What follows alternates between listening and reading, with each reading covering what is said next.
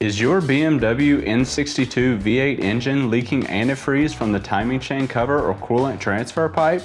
Stop the leak fast and save thousands. Thanks to the patent-protected BimmerFix coolant pipe repair system, you no longer need to completely remove the engine or even remove the intake manifold to stop this common coolant pipe leak.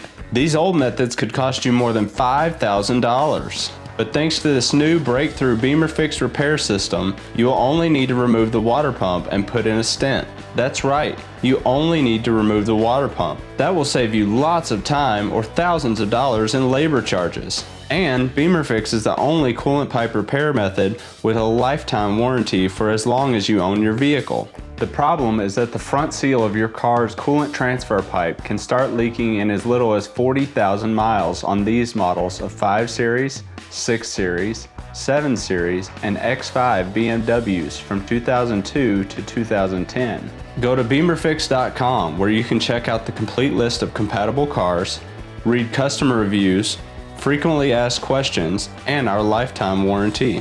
You can also place your order, learn about our fast and free shipping service, and more. Go to BimmerFix.com for all the details, or you can call our customer service department directly at 520-544-4400. BimmerFix Products Company.